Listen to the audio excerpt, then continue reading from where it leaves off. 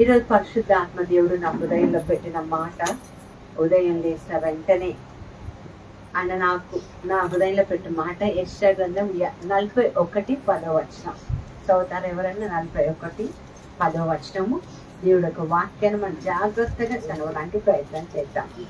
ఐసా 41:10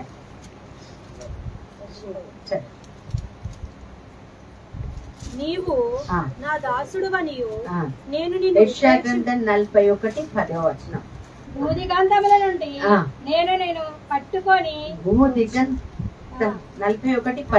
చదువు. నేను పట్టుకొని దాని కోణల నుండి పిలుచుకొనువాడా? భూ దిగంతముల నుండి నేను పట్టుకొని. ఎక్కడి నుంచి పట్టుకున్నాడట మనల్ని? హల్లెలూయా కదా. కొంతమంది ప్రార్థన వింతగా ఉంటది కదా. అసలు నువ్వు నన్ను పట్టుకున్నావా, నన్ను చూస్తున్నావా, నన్ను చేస్తున్నావా? భూ దిగంతముల నుండి అని అంటే ఏం చేశాడంట? మనల్ని పట్టుకొని ఏం చేశాడంట? పిలుచుకొని వాడా? నేను నిన్ను ఉపేక్షించక ఏర్పరచుకొని ఉంటున్నాని నేను నీతో చెప్పి ఉన్నాను. నీకు తోడై ఉన్నాను. ఏంటంట? పక్కన వాళ్ళకి చెప్పండి, దేవుడు నీకు తోడై ఉన్నాడు. దేవుడు నీకు తోడై ఉన్నాడు. హల్లెలూయా. దేవుడు మనకు తోడై ఉంటే దిగులు ఉంటదా, భయం ఉంటదా, కష్టం ఉంటదా, నష్టం ఉంటదా, బాధ ఉంటదా, దుఃఖం ఉంటదా? Praise the lord. హల్లెలూయా. అంతేగా దేవుడు మనకు తోడై ఉంటే మనకు దొరికేది ఏంటో తెలుసా? నిత్య జీవం. Praise the lord. హల్లెలూయా. పిల్లలతో ఆడుకోవడానికి ఉంటే బయటకు వెళ్ళిపోవచ్చు. పిల్లలు ఆడుకునే టైం కాదు. Praise the lord. హల్లెలూయా. మళ్ళొకసారి యెషయా 41:10 చదవండి. నీవు నా దాసుడవనియు నేను నిన్ను ఉపేక్షింపక ఏర్పరచుకొంటిననియు నేను నీతో చెప్పి ఉన్నాను. నీకు తోడై ఉన్నాను. నేను నీకు తోడై ఉన్నాను. భయపడకుము. నేను నీకు దేవుడనై ఉన్నాను. Praise the Lord. నేను ఒక ప్రశ్న ఈరోజు అడగడానికి వచ్చాను. నిజంగా నీకు యేసు ప్రభువే దేవుడా? నిజంగా ఒక ఆత్మ పరిశీలన. చాలా మందికి యేసు ప్రభు దేవుడు కాదు. ఇక్కడ కూర్చున్న వాళ్ళ సంగతి చెప్తున్నా. వేరే వాళ్ళు చాలా దేవుళ్ళు ఉన్నాం. మనకి చాలా దేవుళ్ళు. మనలో ఉన్న గర్వం మనకు దేవుడు కావచ్చు. ద్వేషాలు, అందుకనే ఆత్మ నడిపింపు చాలా కష్టం అయిపోయింది. ద్వేషాలు దేవుళ్ళు కావచ్చు, పగలు దేవుళ్ళు కావచ్చు. ఎట్లా రా ఈరోజు దేవుడు మనతో మాట్లాడుతున్నాం. భయపడకు, నేను నీకు తోడైన, నేను నీ దేవుడను. ఎవరికైతే దేవుడు ఉంటాడో వాళ్ళు భయపడరు. భయపడటం అంటే ఏంటి? 2 రకాలు ఉంటారు. నన్ను చూడండి. Praise the lord. హల్లెలూయా. హల్లెలూయా. హల్లెలూయా. హల్లెలూయా. 2 రకాలు. దేవుడి పట్ల భయం ఒకటి, భయం లేకుండా కొంతమంది బ్రతుకుతూ ఉంటారు. వాళ్ళకి అసలు భయం ఉండదు. అసలు భయం అంటే అసలు ఒక కేర్లెస్నెస్ అన్నమాట. Reckless life. నేను ఇంతే. పెద్దల పట్ల భయం ఉండదు, గౌరవం ఉండదు కదా. చిన్న చూపు వాళ్ళకి పెద్దలంటే మర్యాద ఉండదు కదా.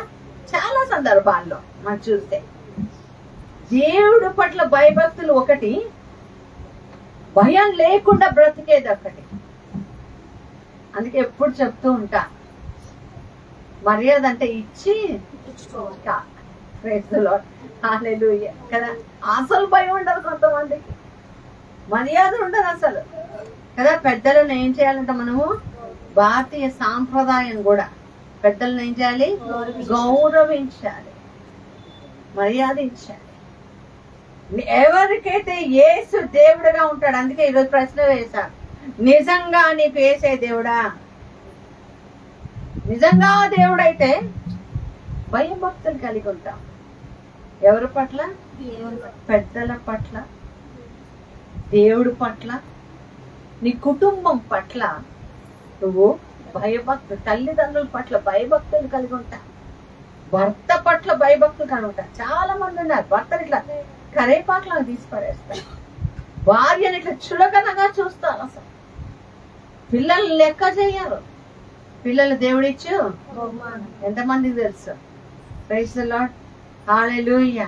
కోపం వచ్చిందంటే వాళ్ళ సొంత పిల్లలను కూడా ఆలోచించరు. అన్ని మంచి మాటలు వచ్చేస్తుంటాయి మనకి నోటి నుంచి.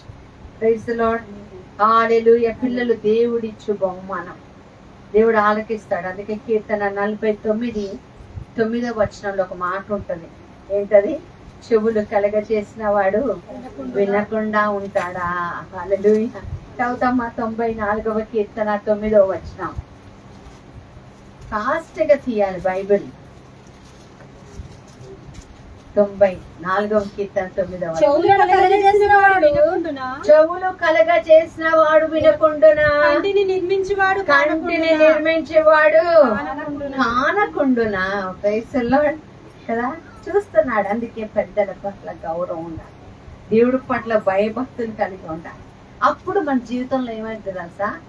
మన ఐడెంటిటీనే దేవుడు మార్చేస్తాడు, మన గుర్తింపును దేవుడు మార్చేస్తాడు. ఆమేన్, హల్లెలూయా కదా. ఒక్క వ్యక్తి గురించి మనం ఇది మాట్లాడుకుందాం. గిద్యోను ఆయన పేరు.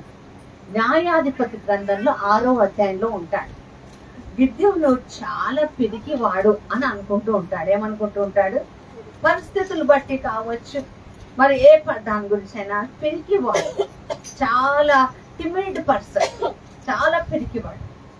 కానీ దేవుడు అతన్ని పలకరించిన విధానం చూడండి కదా. మనలో చాలా మంది కొంతమందిని చూసి ఇంకా వీళ్ళు ఇంతే, పనికి రారు కదా, అయిపోయింది వీళ్ళ కథ, స్టోరీ క్లోజ్ అని ఒక సర్టిఫికెట్లు ఇచ్చేస్తూ ఉంటారు కొంతమంది.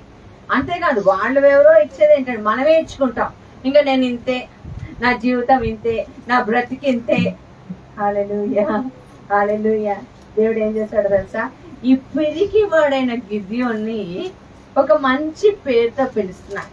ఆయన గుర్తింపునే మార్చేశాడు, గుర్తింపునే. నేను ఆ రోజున ఒక పాపకి 10th క్లాస్ స్టూడెంట్ కి కౌన్సిలింగ్ ఇస్తున్నప్పుడు ఆమె చెప్తుంది, అన్ని చదువుతాను ఆంటీ, అన్ని చదువుతాను మేడం, అన్నిట్లో టాప్, ఇంట్లో అన్ని కూర్చొని రాసుకుంటా, అద్దం ముందు నిలబడి అన్ని చెప్పుకుంటుందంట, అంత పర్ఫెక్ట్ ఉంటుందంట. క్లాస్ కి వెళ్ళగానే టీచర్ని చూడంగానే ఏమొచ్చేస్తుందంట? పిరికితనం, భయం, చదివిందంతా మర్చిపోతున్నా. నేను ఎలా ఓవర్కమ్ అవ్వాలి? పాప చెప్తుంటే బాధ అనిపించింది, బాధ.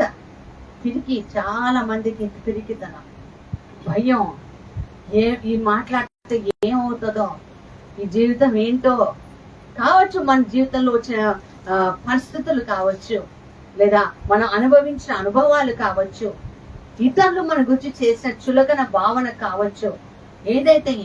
కానీ దేవుడు ఈ గిద్యోనుతో మాట్లాడిన మాట ఈరోజు నీతో కూడా మాట్లాడుతున్నాడు. ఆమె హల్లెలూయా. ఏమన్నాడు?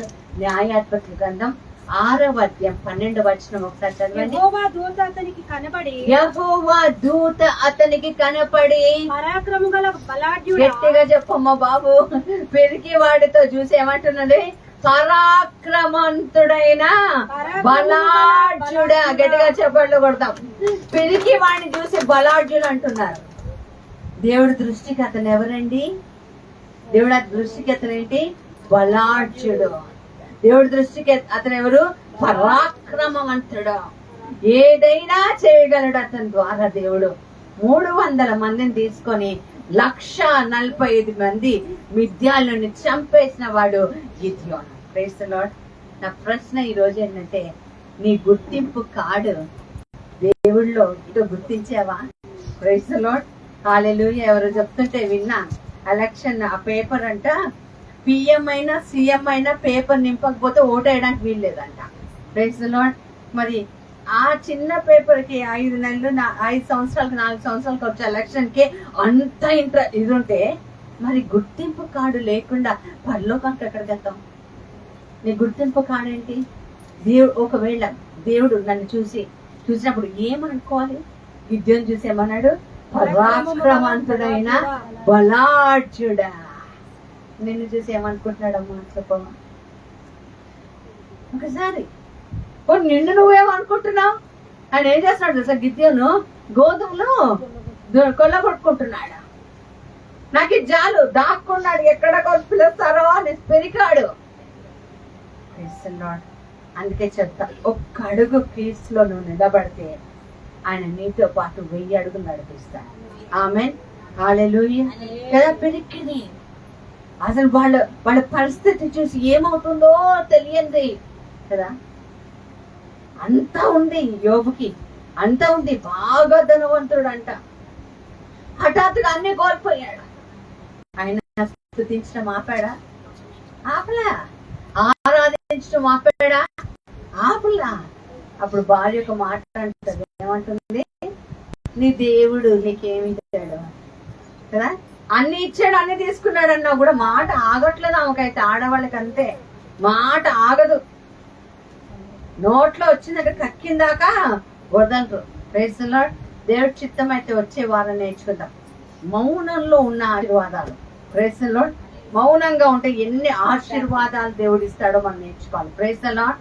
మౌనంగా అంటే దేవుడి సన్నిధిలో మౌనంగా. కొంతమంది మాట్లాడు కొంతమందితో.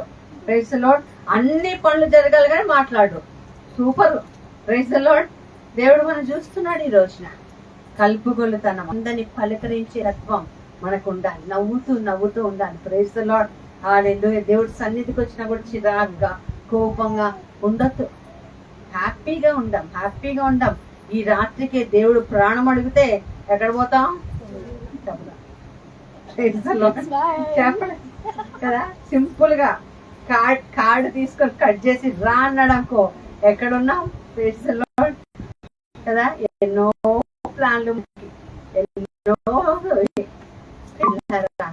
కదా. మరి అంటుంది, నీ దేవుని శపించరా. ఎందుకు? పిరికితనం వచ్చేసింది. డబ్బు చూసి ఆమె ఆమె దండ అంత డబ్బు, బిడ్డలు కదా, హోదా, బంగారం కదా, టక్కు టుక్కు, ప్లీజ్ లుక్, ఐ హిల్స్, లుక్ స్టిక్ కదా, అవే ఉంటాయి వాళ్ళకి.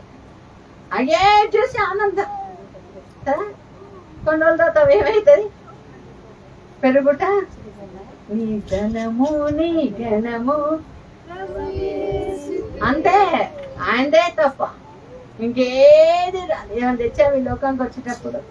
ఏమి తెలియదు. వెళ్ళేటప్పుడు ఏమి తెలియదు. యోబుకి ధైర్యం, యోబు భార్యకి పిరికితనం.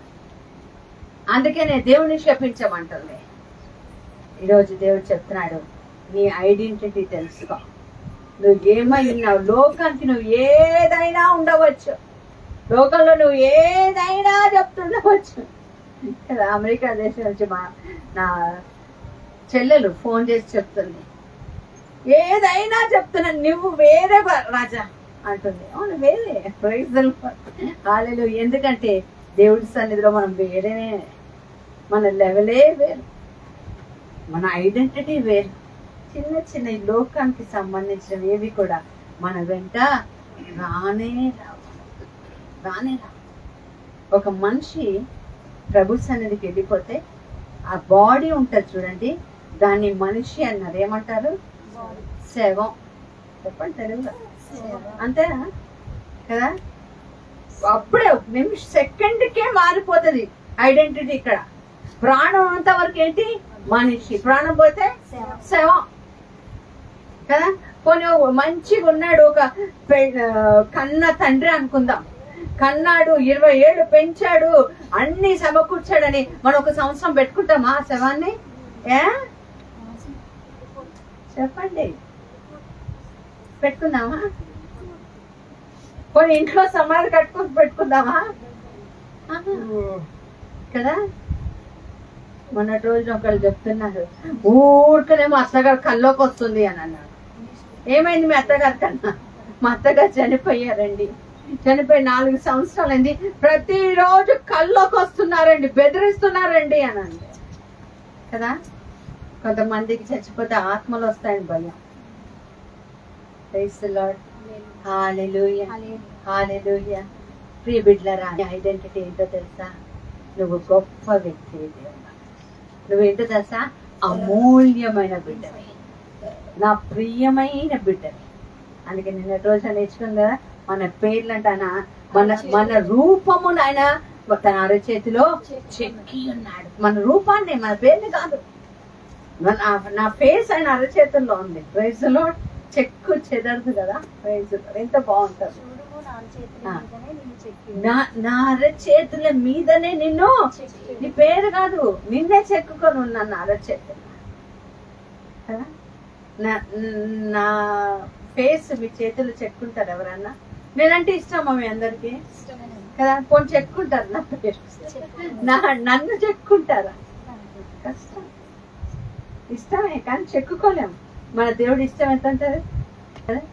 మారనిది, మరువనిది, విడువనిది, ఎడబాయనిది, మారనిది, మరువనిది, విడువనిది, ఎడబాయనిది ప్రేమ, యేసయ్య ప్రేమ, ప్రేమ, యేసయ్య ప్రేమ.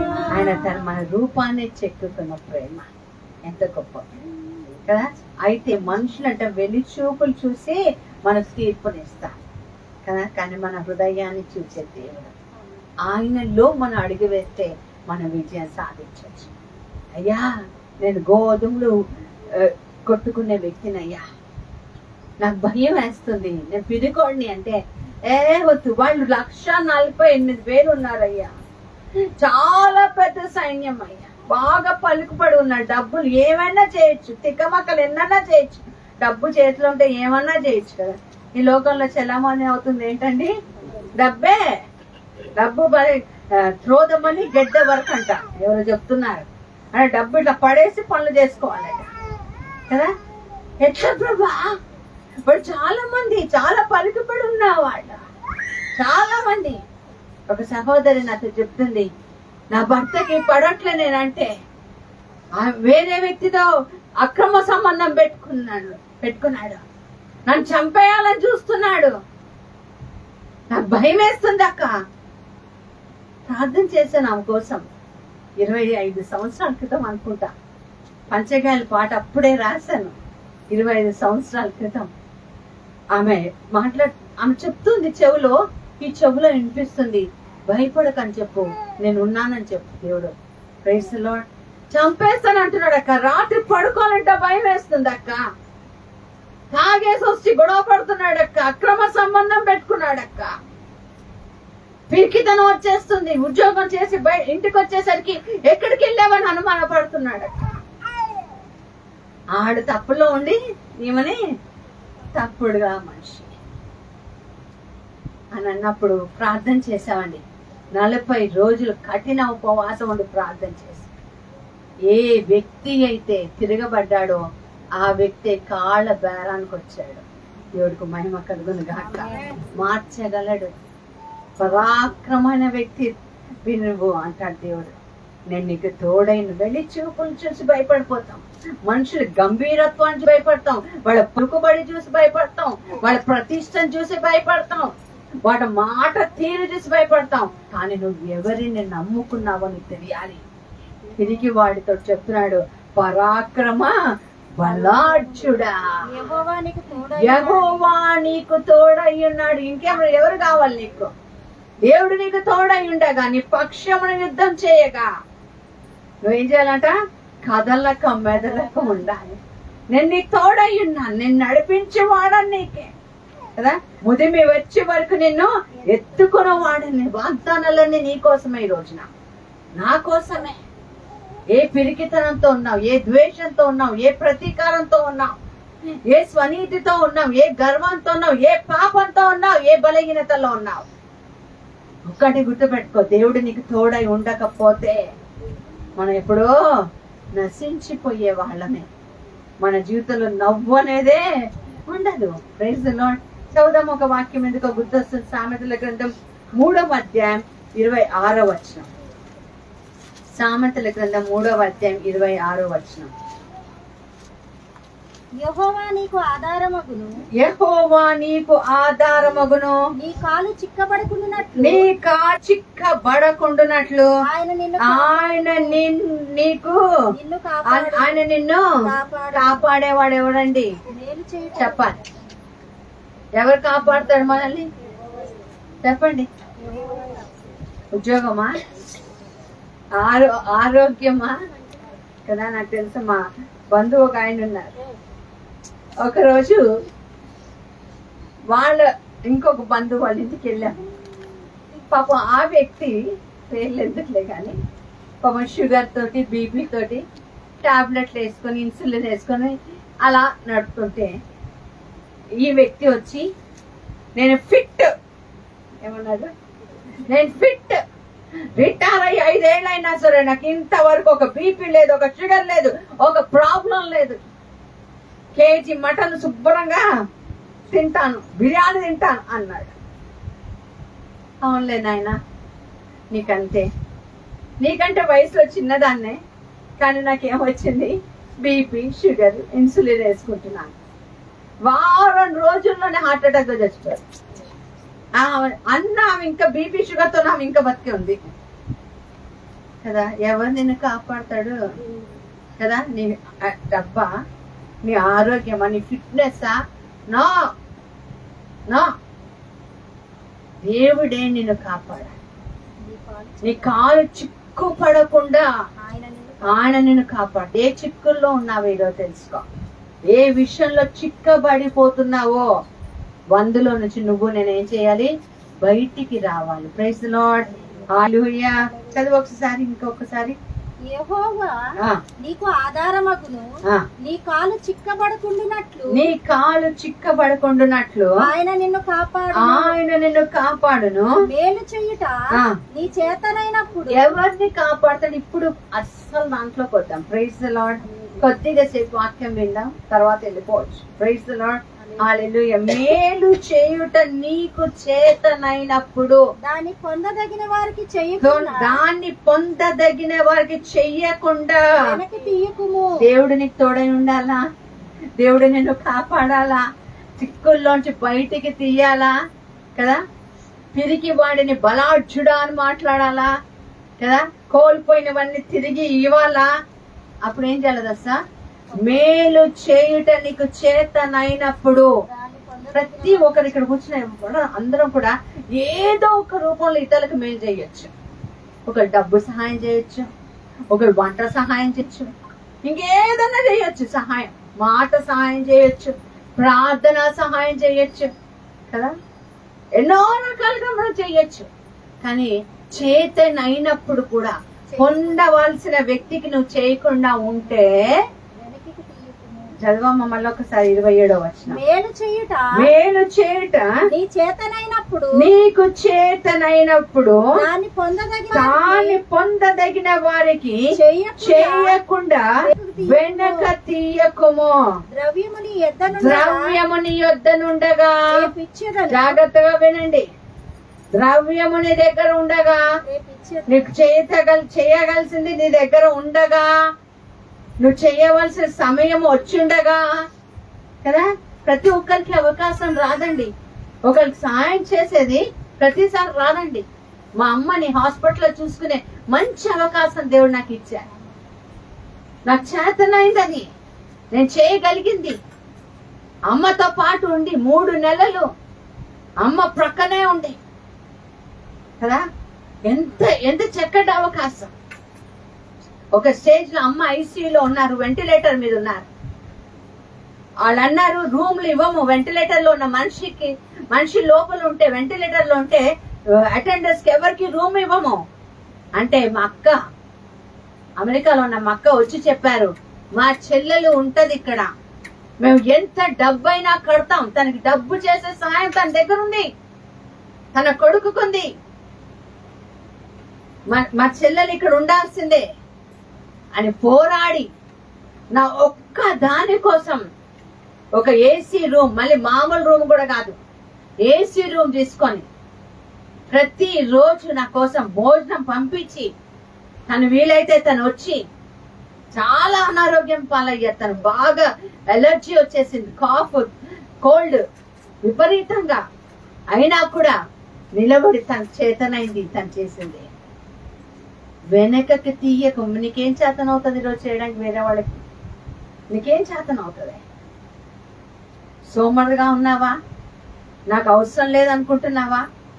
పిరికి దానిపైన నిన్ను బలహీనైన నిన్ను బలార్జునుగా చేయడానికి దేవుడు నీతో అడుగుతున్న మాట ఇదే.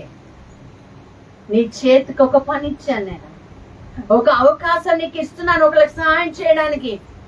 కేవలం డబ్బే మాత్రం కాదండి, మాట సహాయం, మనుషులు తోడై ఉండటం, ఒకరికొకరం కలిసి ఉండటం. వచ్చి కూర్చున్నాను, ప్రార్థన చేస్తున్న ద్వేషం కనిపిస్తుంది. ఏమిట్లారా ఈరోజు మనం ప్రార్థన చేసుకుందాం. ఏముంది అక్కడ 27 వచనం, మేలు చేయుట నీ చేతనైన మేలు చేయుట నీకు చేతనైనప్పుడు దాని పొందదగిన వారికి దానిని పొందదగిన వారికి చెయ్యకుండా వేరే వాళ్ళకి చేయటం. కొంతమంది ఉంటారు ఉన్నోళ్ళకే పెడుతుంటారు కదా, వాళ్ళ చేతనైతే చేసుకోవటం వాళ్ళకు ఉంటది కదా. మనం ఎవరికి పెట్టాలంట? ఒకటి చెప్తా ఈరోజు, తిరిగి ఇవ్వలేని వారికి. చెప్పండి పక్కన వాడికి, ఎవరికి చేయాలి? మళ్ళీ తిరిగి ఎవరు చేసామా అండి? చెప్పాలి అక్కడ ఖచ్చితంగా. ఈమెకి ఇస్తే నాకు రిటర్న్ ఇంత వస్తుంది కాబట్టి నేను ఇస్తా, లేకపోతే కదా.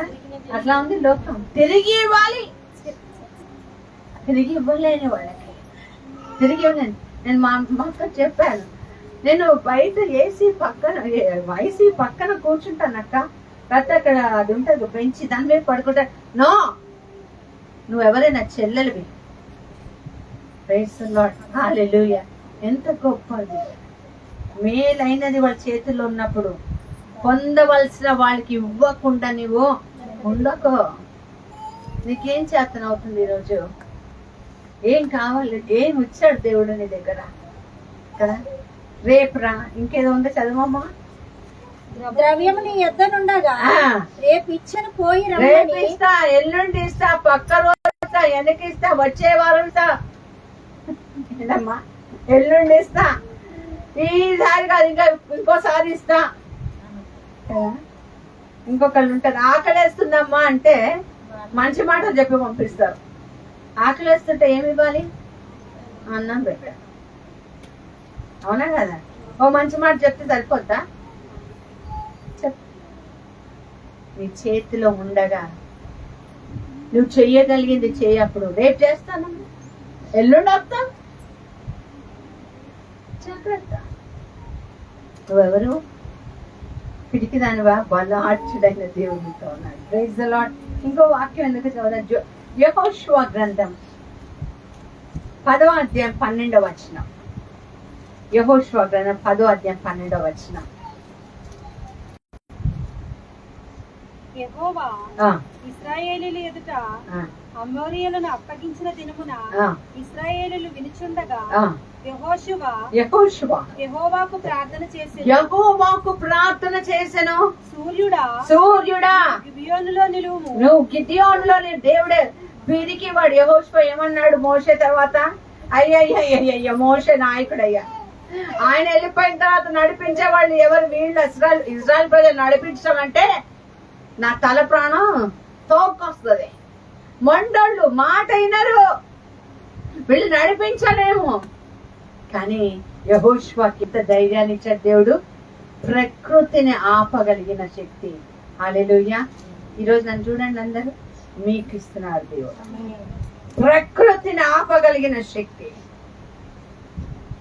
నువ్వు ధైర్యంగా ఉండాలి. యెహోషువ చేసింది ఏంటో తెలుసా? నేనును నా కుటుంబమును యెహోవాని మాత్రమే సేవ. మాకు ఏమి జరిగినను, ఎవరు ఏమి అన్నా సరే నేను మాత్రం దేవుణ్ణి సేవిస్తా. నేను మాత్రం సేవించట మంచి పాట కదా. ఆరాధన ఆపను, స్తుతించుట మాననంతే. ఎవరు ఏమైనా సరే, ఎక్కడ ఏమైనా సరే. సూర్య చంద్రులను ఆపగలిగిన ప్రార్థన శక్తి ఎవరికండి? పిరికి వాడైన యెహోషువ. దేవుడిస్తే మరి మనకిస్తాడు? ఇవ్వడా? యెహోషువ దేవుడు మన దేవుడా కాదా? పక్కన వాళ్ళు చెప్పండి, యెహోషువ దేవుడు నా దేవుడే. Praise the lord. ఆమోస్ గ్రంథం 5వ అధ్యాయం 14వ వచనం. ఆమోస్ గ్రంథం 5వ అధ్యాయం 14వ వచనం చక్కగా మనం చదువుకుందాం.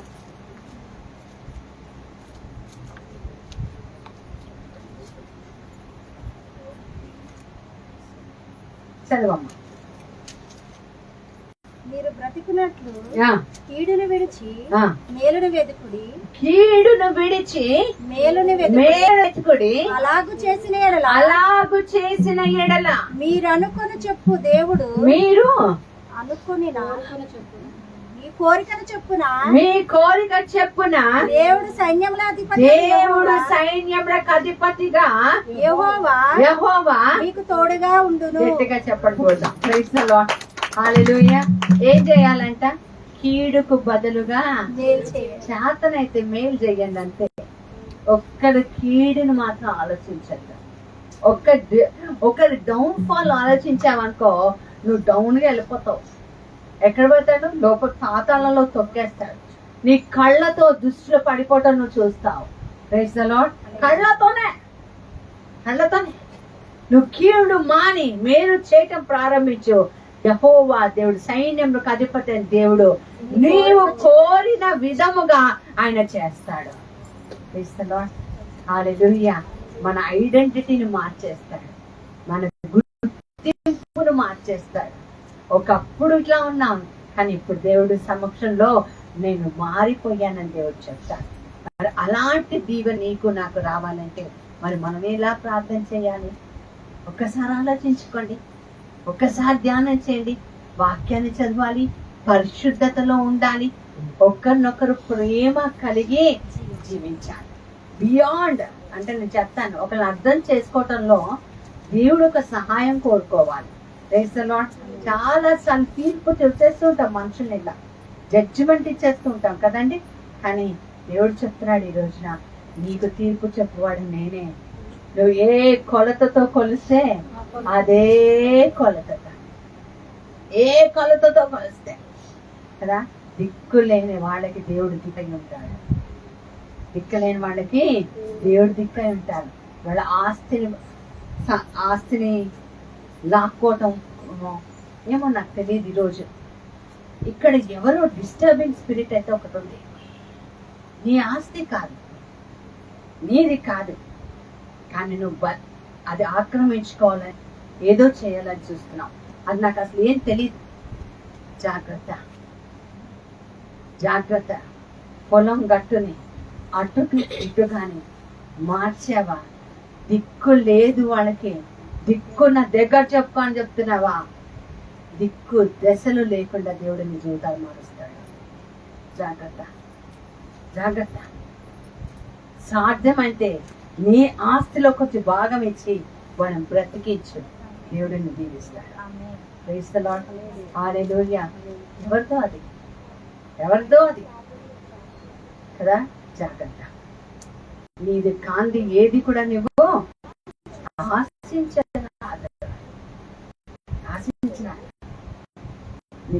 కాంతి ఏది కూడా